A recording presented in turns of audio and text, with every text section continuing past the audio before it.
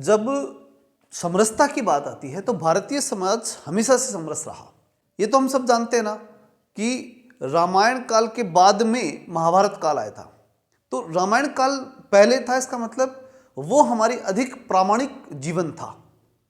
आप ये कहते हैं कि महाभारत काल के अंदर एकलव्य का जो है शिक्षा के क्षेत्र के अंदर एक तरह से भेदभाव हुआ या जो भी चीज़ें रहीं, ठीक है, अगर आपकी बात मान भी ली जाए, क्योंकि ऐसा कहा गया है उसमें, जो बहुत से विद्वान इस बात को व्याख्यायित करते हैं कि एकलव्य जो है वो सेनापति के पुत्र थे।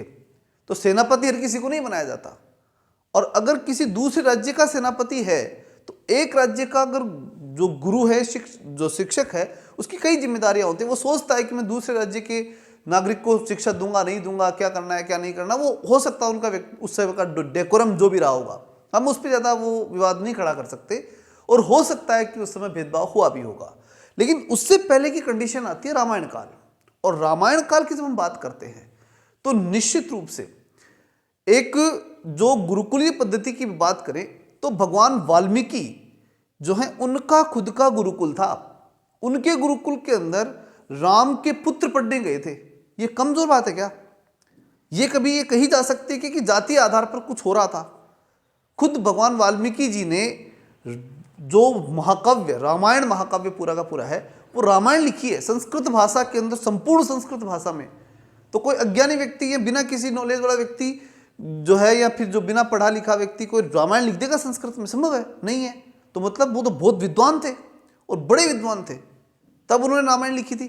और जब इतने बड़े विद्वान ने जब रामायण लिखी, और वो किसी समाज विशेष से हम देखते हैं कि उनका एक समाज है वाल्मीकि समाज, और फिर आप ये कहते हो कि वो समरस समाज नहीं है, समाज में समरसता नहीं थी। महाराज वो था ही नहीं। हकीकत ये है कि रामायण काल अपने आप में आदर्श काल था। उस समय किसी प्रकार का भेदभाव या सामाजिक उत्पीड़न दिखाई नहीं देता। उसमें आपको कई उदाहरण मिलेंगे, एक नहीं मिलेगा, कई उदाहरण आपको इसके अंदर देखने को मिलेंगे।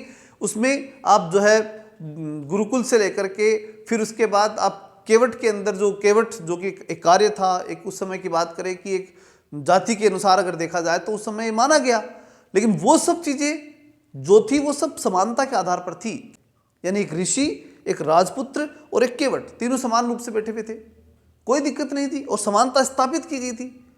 उसके बाद फिर आप जाते हैं तो माता सबरी के जूठे बेर खाए। तो इस प्रकार से ये बहुत बड़ी बात है कि वो आदर्श युग था। उस युग के बाद अगर कुछ युग में गड़बड़ आई तो हो सकता है कि आप कहें तो महाभारत काल में कुछ हो सकती विसंगतियां पैदा हुई होगी।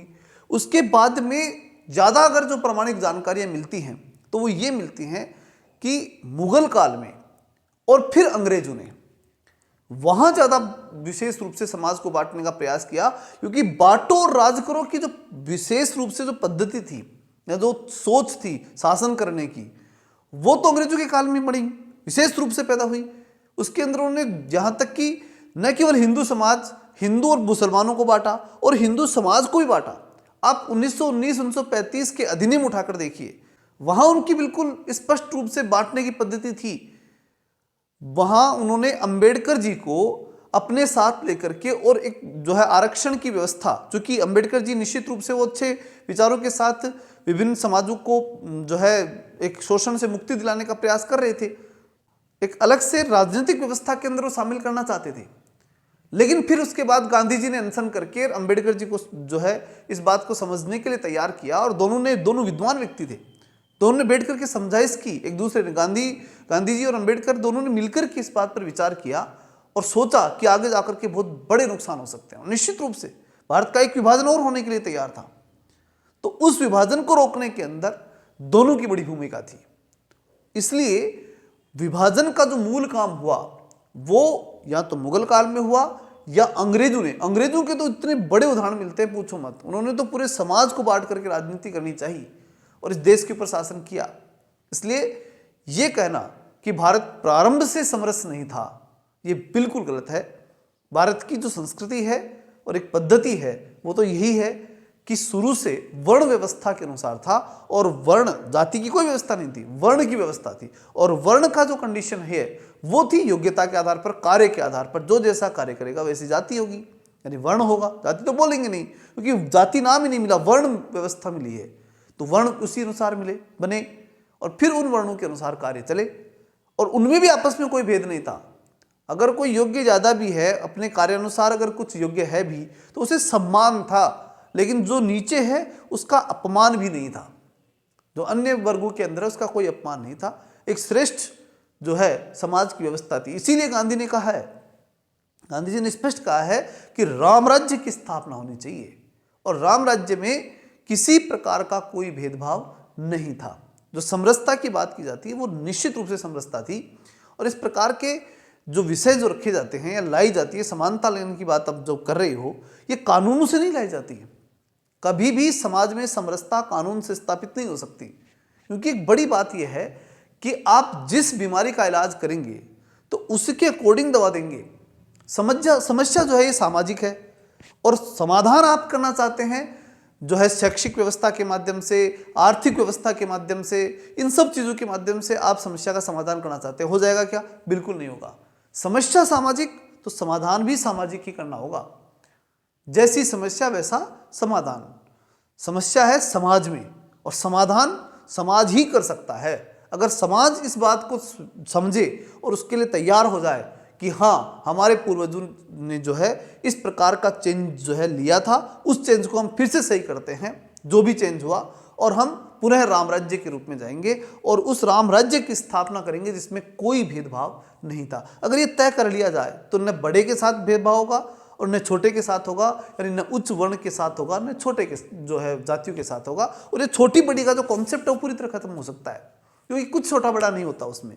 अब आप किसी को, जैसे मान लीजिए यूजीसी वाले लिए आप कह ही रहे हैं कि यूजीसी का जो है कानून वो गलत आया है, ठीक है, कोई गलत बताएगा कोई सही बताएगा, लेकिन वो अपने हित से देख करके बताएगा। लेकिन अगर वो पूरे देश के हित में देखा जाए तो बिल्कुल भी विभाजनकारी कानून कहा जाएगा, और वो विभाजनकारी कानून जो है, कोई भी नियम कायदा जो विभाजित कर दे, समाज में विभाजन पैदा कर दे, वो राष्ट्र हित में तो हो ही नहीं सकता। चाहे वो उच्च वर्ग अथवा निम्न वर्ग, वर्ग की कोई बात नहीं होती इसमें, वर्ग कोई भी हो सकता है, लेकिन अगर बढ़ता है समाज तो निश्चित रूप से राष्ट्र को नुकसान होता है। इसलिए राष्ट्र का नुकसान न हो, इस बात को ध्यान रखते हुए इन चीजों के ऊपर गौर करना ही पड़ता है। और हम सबको इस प्रकार की अगर कोई थॉट भी पैदा हो रही है जो हम सबको बांटेगी, उस थॉट का विरोध निश्चित रूप से करना चाहिए, उस विचार का विरोध करना चाहिए। बंटवारा किसी भी स्थिति के अंदर लाभदायक नहीं होगा, नहीं हो सकता, कभी नहीं हो सकता। इसलिए क्योंकि पाकिस्तान का बंटवारा हुआ वो हमारे लिए दर्दनाक था। अब और हम अगर समाज में ही बंटवारा करने चले कि कॉलेज के अंदर जब बच्चे पढ़ेंगे तो वही बंटवारा रखेंगे, वहां रखेंगे, तो कुछ हो सकता है? नहीं।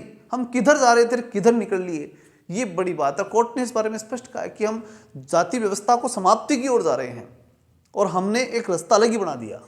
तो ये बहुत ही मतलब एक तरह से एक इस प्रकार की सोच हो सकती है जो इस समाज को किसी भी स्थिति में एक साथ नहीं रहना देना चाहती, इसलिए बहुत बुरी सोच इसे कहेंगे।